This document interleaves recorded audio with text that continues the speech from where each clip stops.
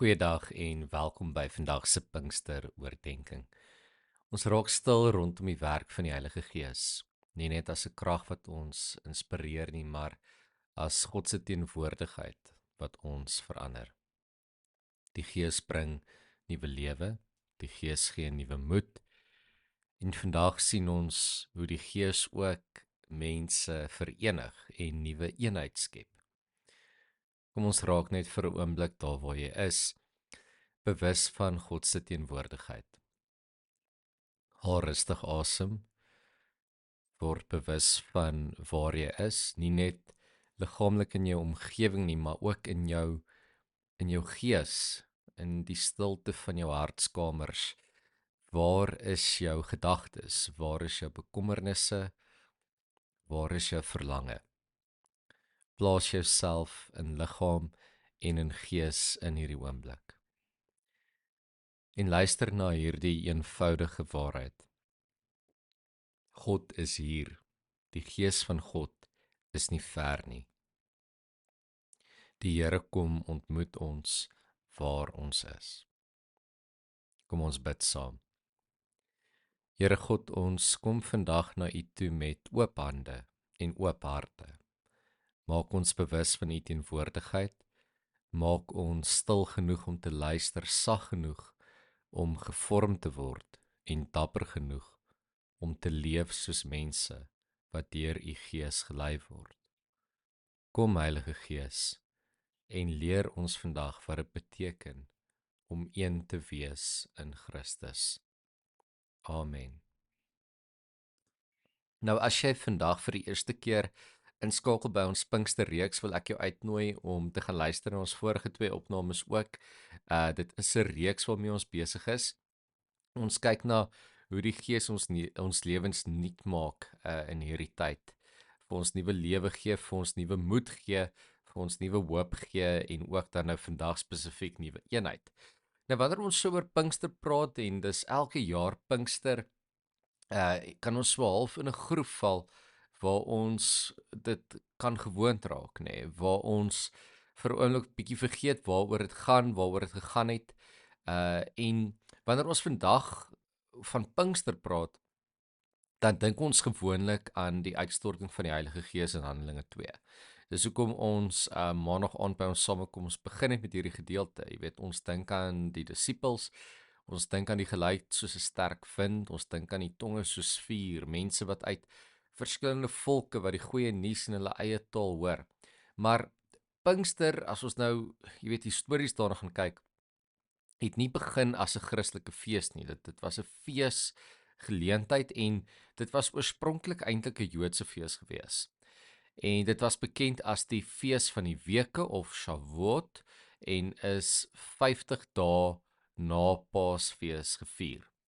Dit was aanvanklik verbind aan die oes, 'n dankfees vir God se voorsiening. Jy weet, ons het nou, dit was nou Nampo, die van julle wat boere ken of wat boere is. Dit sal baie nice wees om te weet as daar boere is wat na ons podcast luister. Laat weet ons as jy 'n boer is. Maar Nampo is ook hierdie oesfees. Nou dit was nou nie dieselfde oesfees as die Pinkster gewees noodwendig nie. Maar waaruit Pinkster kom uit die Joodse fees was 'n dankfees vir God se voorsiening en later is dit ook toe nou verbind aan die gawe van die wet by Sinai waar God sy volk gevorm het as 'n verbondsgemeenskap. So die gawe van die wet en hoor ook hoe ons taal vervleg word met die gawe van die Gees. So wanneer Handelinge 2 praat oor die Heilige Gees wat op Pinkster uitgestort is, dan gebeur dit nie sommer net op enige dag nie, dit gebeur tydens 'n fees waar Jode van baie verskillende plekke in Jerusalem bymekaar was, met mense met verskillende tale, kulture, agtergronde, almal was daar gewees. En juis daar gebeur iets nuuts. Die Christelike verstaan van Pinkster groei uit hierdie Joodse fees, maar dit kry nuwe betekenis. God vorm deur sy Gees 'n nuwe gemeenskap. Nie net een volk op een plek nie, maar mense uit alle volke, tale en agtergronde word ingetrek in die lewe van Christus. So Pinkster is dis nie net 'n fees van geestelike ervaring nie, Dis 'n fees van nuwe skepping, nuwe gemeenskap en dan nou veral op ons fokus vandag nuwe eenheid. Nou ons tema vir vandag is nuwe eenheid, die Heilige Gees oorbrug grense en verskille. En teen die tyd dat ons nou hierso by Handelinge 2 vers 42 tot 47 waaruit ons gaan lees vandag, het daar eintlik al klaar 'n klomp groot merkwaardige dinge gebeur. So ons lees in die begin van die hoofstuk van die uitstorting van die Heilige Gees, dan is daar nou 'n klomp mense wat verskillend reageer op, hulle weet nie wat om daarvan te maak nie, en dan is daar party mense wat spot en sê hulle is vol soetwyn, en dan staan Petrus op en hy sê nee, dit is nie soetwyn nie, en Petrus se toespraak, daardie lang en bekende gedeelte wat ons kry, dan nou van vers 14 af in Handelinge 2, wat Petrus saam met die ander 11 apostels opgestaan het en dan die mense toespreek en daarso eintlik die evangelie opsom en daarso vir hulle baie mooi vertel en verduidelik van alles wat Jesus gedoen het. En dit is so gepas nê, wanneer ons kyk na die belofte van die hemelvaart waar Jesus sê julle moet wag vir die krag van die Heilige Gees, en dis uit die krag van die Heilige Gees wat hierdie toespraak kom, en dan eindig dit so kragtig daar in vers 36, die hele Israel moet nou vas en seker weet, God het hierdie Jesus wat julle gekruisig het, Here en Christus gemaak. So dit is die kern van die belydenis, nê, van hierdie era van die getuienis, hierdie roeping om te getuig, Here en Christus. Jesus is Here en Christus. Daarna hoor ons dan van die eerste bekeerdes, en dan kom ons by die eerste gemeentes. So ons sien hierso dat die Heilige Gees het nie net 'n klomp individue aangeraak nie, maar eintlik 'n gemeenskap gevorm. En dit gee eintlik vir ons 'n tipe van 'n venster waardeur ons kan kyk na die eerste gemeente se lewe, Handelinge 2. En ons lees hulle volhard in die leer van die apostels. Ons lees van die verbondenheid met mekaar, die breek van die brood, gebede, hoe hulle besittings deel, hoe hulle saam eet, hulle hulle lof aan God, en ook die vermeerdering, hoe die Here mense daagliks by hulle voeg, en baie belangrik daarso, dis die Here wat mense by die gemeentes voeg, nie uit hulle eie krag of uit hulle eie ywer nie. So, wat hier gebeur is meer as net 'n mooi prentjie van 'n vriendelike kerk. Dit is die Heilige Gees wat 'n nuwe soort gemeenskap skep, 'n gemeenskap waar mense anders dalk nie saam sou wees nie. In gewone omstandighede sou hulle verwyderd wees van mekaar, maar nou aanbid hulle saam. Hulle deel hulle besittings, hulle deel en dan baie belangrik, hulle eet saam. En ons gaan juis nogal kyk na hoe saam eet eintlik 'n ritueel kan word vir ons om geloofwaardig te kan wees aan hierdie getuienis waartot ons toe ook geroep is. So Handelinge 2 sê in vers 43, die apostels het baie wonders en tekens gedoen en dit het almal met diep ontzag vervul. Al die gelowiges was eensgesind en het alles met mekaar gedeel. Hulle het hulle grond en besittings verkoop en die geld aan almal uitgedeel volgens elkeen se behoefte. Hulle het almal elke dag getrou by die tempel bymekaar gekom, van huis tot huis die gemeenskaplike maaltyd gehou, hulle kos met blydskap en in alle eenvoud geëet en God geprys. Die hele volk was hulle goedgesind en die Here het elke dag mense wat gered word by die gemeente gevoeg. Die eenheid wat geskep word hierso rondom die tafel. Dis vir my, 'n tafel is vir my sulke mooi beeld, sulke mooi metafoor van iets wat mense bymekaar bring, nê. Gaan dink gou 'n bietjie aan al die feeste, al die geleenthede wat daar gewoonlik gevier word. As dit nou Kersfees, Paasfees, of dit nou, jy weet, geloofsfeeste is en of dit nou verjaarsdae is, of dit troues of begrafnisse is, dink aan hoe elke liewe een van hierdie geleenthede gewoonlik gepaard gaan met mense wat om 'n tafel sit en dan dikwels in meeste gevalle saam eet.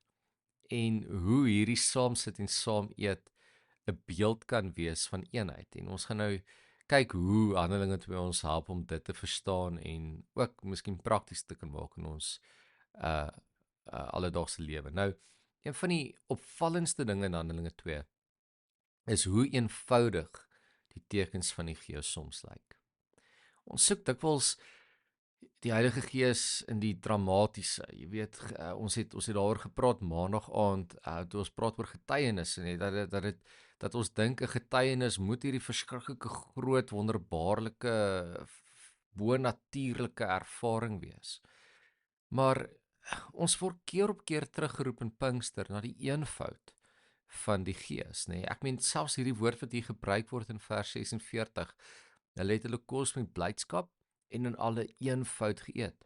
En ja, Handelinge 2 begin wel met wind en vuur, maar hier teen vers 42 tot 47 lyk die werk van die Gees soos iets baie alledaags. Dit maak dit vir ons toeganklik, nê, die eenvoud van die alledaagsheid van die Heilige Gees. Mense sit saam om 'n tafel of hulle sou aangeleen het in daai tyd, hulle breek brood, hulle deel kos, hulle eet met blydskap en eenvoud van hart. En dit klink dalk vir ons normaal. Ons eet mos saam met mense. Ons nooi mense oor, ons hou gemeente-etes, ons drink koffie na kerk. Maar in die antieke wêreld was saam eet nie net 'n sosiale aktiwiteit nie. Dit het baie gesê oor aanvaarding, oor status, oor grense. Met wie jy geëet het, het gewys van wie jy behoort, nê. Dit laat my bietjie dink aan hoërskool dae, nê. Daar's mos hierdie groepies wat saam sit en eet en saam met wie jy sit en eet pouse is die groepie aan wie jy behoort, nê. Dit is ek weet nie of dit vandag nog so is nie, dit was baie kliekerig geweest. In die tyd toe ek op skool was, maar in daardie tyd en daardie wêreld het mense van verskillende statusgroepe het nie altyd dieselfde tafel gedeel nie. En in 'n godsdienstige konteks was daar veral ook vrae oor reinheid, identiteit, gemeenskap. Dink aan Johannes 4, nê, waar Jesus die vrou, ja, die Samaritaanse vrou by die put van Jakob kry. Sy gaan om water te skep en dan vra die Here vir haar water en dan sê sy maar jy het nie jou eie skepting nie. So dit was so gewees in daai tyd dat Jode en Samaritane nie net het hulle nie saam geëet nie, hulle het nie eens dieselfde eetgerei gebruik nie, nê. So dit was heeltemal eet en saam eet. Dit was amper ongehoor van mense van verskillende groepe. So kyk hoe hierdie beeld 'n ritueel word van die krag van die Gees om mense bymekaar te bring, nê. Dit is 'n God wat mense red en by die gemeente, by die tafel kom sit. Dis hoekom ons daardie beeld ook voor in die kerk het van die tafel. Dit is nie net sommer, jy weet, 'n random meubelstuk wat ons van tyd tot tyd gebruik nie. Dit is die teken van gemeenskap, is daardie tafel wat voor in die tafel was. Verder nie net in terme van geloof nie, maar uh weer eens dit het gewys wie jy as jou mense is. Mense beskou. So tafels was plekke waar mense sosiaal, godsdienstig, ekonomies en ook kultuurgrense baie sigbaar gemaak het. By wie jy gesit het, het baie mooi vir die wêreld gewys met wie jy te doen het en met wie jy nie te doen het nie. Ryk mense en arme mense het nie noodwendig saam geëet nie. Mense van verskillende statusgroepe het nie altyd dieselfde tafel gedeel nie. En daardie vraag van reinheid, veral in Joodse kontekste was baie pertinent geweest. En nou kan jy dink veral hoe hierdie norm gebreek word juis in die Pinksterfees. So dit is baie betekenisvol dat die eerste Christelike gemeente beskryf word as mense wat saam brood breek. En dit was nie net 'n lekker kuier nie, dit was 'n teken van 'n nuwe werklikheid.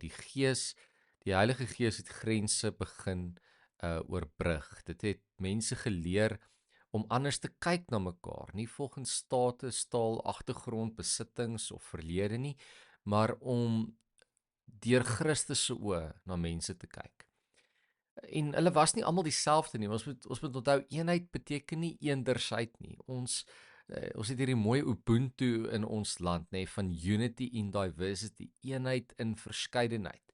Dit beteken ons hoef nie almal presies dieselfde te lyk wanneer ons kerk toe kom en saam ons gaan Sondag saam nagmaal gebruik weer eens en dis belangrik. Ek wil jou uitnooi om die geleentheid by te woon dat ons juis hierdie gemeenskaplikheid kan vier, nê. Nou die Gees vee nie verskille uit nie. Ons moet dit onthou, die Heilige Gees konformeer ons nie almal tot een persoon nie, maar dit leer ons eerder om mekaar oor verskille heen as broers en susters te ontvang. Om verby die oppervlakkige verskille te kyk en die dieper verbintenis aan Christus raak te sien. Dis hoekom ons mekaar aanspreek as broers en susters in die kerk. En dit is belangrik dat Christelike eenheid.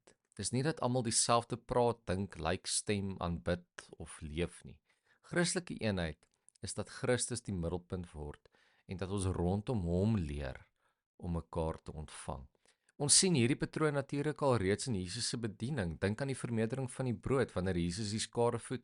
Hy vra nie eers, "Oké, wie is almal daar? Of deel in julle groepies in, gaan sit by julle mense, reinig eers julleself, maak seker julle meng nie met mekaar nie, kry 'n verteenwoordiger van elke groep om die goed uit." Nee. Hy vra hy sien 'n eenvoud van mense wat honger is en daardie honger is nie net 'n liggaamlike honger nie, dis 'n geestelike honger. Hy voed hulle. Die brood word gebreek, word uitgedeel. Almal ontvang daardie brood en daardie vis wat vermeerder is, nie net mense van sekere groepe nie. So Jesus se tafel is wyer as wat mense verwag het. Sy genade beweeg oor die grense wat mense so maklik oprig. Hy voed nie net sekere groepe nie, hy maak plek vir alle mense. En nou in Handelinge 2 sien ons hoe die gemeente deur die Gees begin leef soos Jesus. Hulle breek brood, hulle deel, hulle maak plek, hulle word 'n gemeenskap waar mense nie net langs mekaar bestaan nie, maar werklik saamleef. Dit is miskien een van die grootste tekens van Pinkster. Nie net dat mense in verskillende tale praat nie, maar dat mense met verskillende lewens saam aan een tafel kan sit.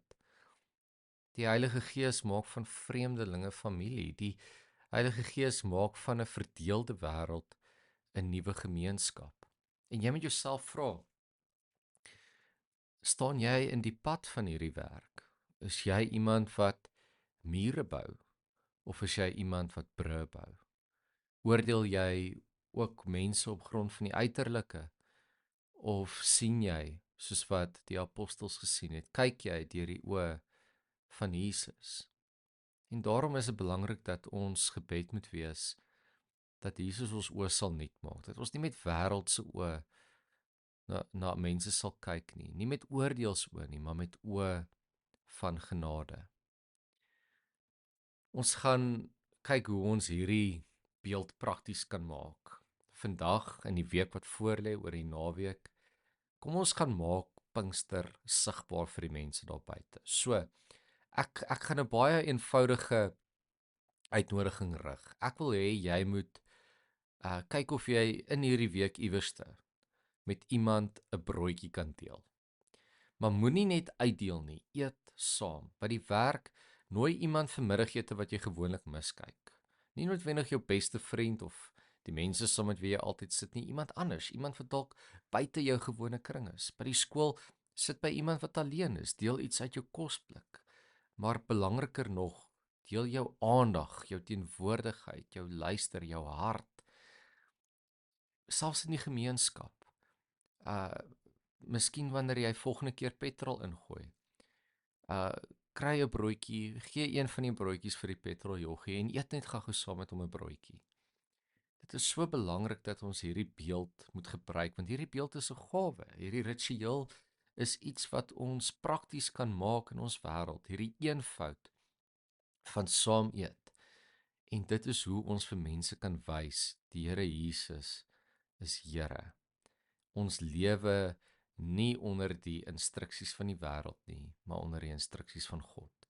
Die wêreld se instruksies verdeel, dit bou mure, dit leer vir ons wie ons vyande is. Maar die wêreld en die koningskap van Christus leer ons 'n ander werklikheid, hoe om te lewe in liefde, om grense af te breek, mense in te sluit en daardeur maak ons Christus se genade sigbaar vir die wêreld daar buite. Kom ons sluit af met gebed. Dankie Here Jesus vir die gawe van die Heilige Gees en dankie dat dit nie net individue verander nie, maar dat U gemeenskappe daardeur nuut maak. Verenig ons deur die Gees. Maak ons gemeente, ons huise, ons werkplekke, ons skole en ons gemeenskap tekens van 'n nuwe wêreld. Ons bid dit in die naam van Jesus Christus, ons Here en ons gasheer aan die tafel. Amen.